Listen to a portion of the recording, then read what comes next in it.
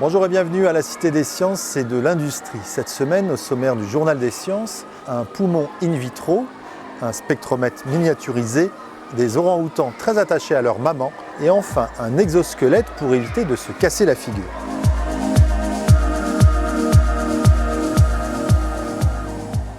Quoi de mieux pour étudier une maladie et concevoir des solutions thérapeutiques que de créer un modèle réduit de l'organe touché ?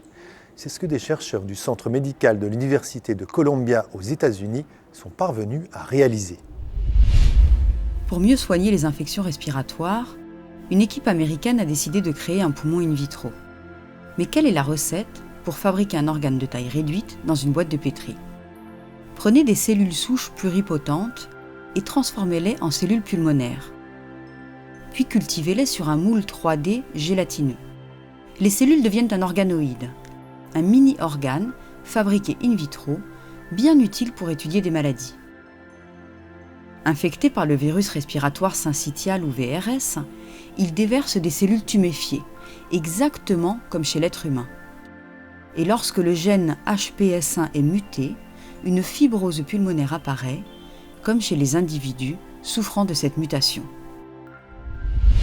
Grâce à ce poumon in vitro, l'équipe américaine espère améliorer la compréhension et donc la prise en charge des deux pathologies courantes que sont l'infection à VRS, qui touche notamment les nourrissons, et la fibrose pulmonaire idiopathique, qui touche plus de 100 000 personnes en Europe et aux États-Unis, et dont le seul traitement connu aujourd'hui est la greffe. Au cinéma, détecter la composition chimique d'une substance ne prend souvent que quelques secondes. Dans la réalité, ce genre d'analyse demande beaucoup de temps et des machines volumineuses. Un appareil portatif développé par un institut suisse va peut-être changer la donne. L'Institut fédéral suisse pour l'aménagement, l'épuration et la protection des eaux a créé un spectromètre de masse miniature. Alors que les appareils traditionnels occupent une pièce entière, le leur tient dans une valise. Un tel dispositif sert à détecter la recette chimique d'une substance. L'Institut suisse, spécialisé dans les questions environnementales, s'intéresse en premier lieu aux gaz et aux liquides. Mini Ruedi, c'est son nom, détecte actuellement le krypton, l'azote, l'oxygène, le dioxyde de carbone et le méthane.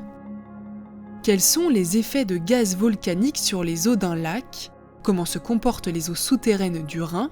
Ou encore, comment faire en sorte qu'une décharge d'ordures ménagères produise moins de gaz à effet de serre ? Autant de questions auxquelles va s'atteler l'équipe grâce à ce mini-spectromètre. Avantage, il peut être utilisé partout et il accélère considérablement les délais d'analyse. Il n'a ainsi fallu que 15 jours à l'équipe pour analyser les eaux souterraines australiennes alors que le temps nécessaire aurait été de plusieurs mois s'il avait fallu envoyer chacun des prélèvements en laboratoire.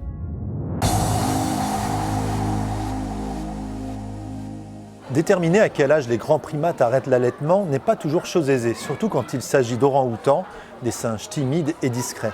Pour répondre à ce questionnement, les chercheurs ont trouvé une méthode originale et leurs résultats sont pour le moins étonnants.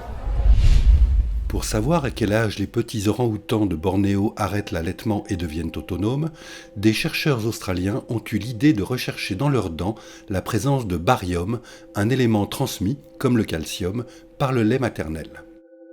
Dans la plupart des cas, le niveau de barium diminue à partir d'1 an lorsque l'animal arrête l'allaitement. Mais dans certains cas, la présence de barium s'est révélée beaucoup plus importante. Les chercheurs se sont ainsi rendus compte que certains orang-outans avaient été allaités jusqu'à l'âge de 8 ans, une durée bien supérieure à celle des autres primates. Ils ont également pu observer une alternance de haute et basse concentration de barium au cours de l'année. Il semble que les jeunes en cours de sevrage mangent de préférence des fruits lorsque c'est la saison et se tournent vers l'allaitement maternel en période de disette alimentaire. Cette nouvelle approche va en tout cas permettre d'affiner nos connaissances sur ce cousin discret dont l'habitat est gravement menacé par la déforestation. Les films de science-fiction font la part belle aux exosquelettes, ces combinaisons robotiques à même de transformer un être ordinaire en super-héros. Ces équipements n'appartiennent pas qu'au futur. De nombreuses équipes à travers le monde travaillent aujourd'hui sur des exosquelettes de plus en plus légers et de plus en plus performants. Mais celui que vous allez voir n'a pas pour vocation à vous rendre plus fort. il a été conçu pour éviter de se casser la figure.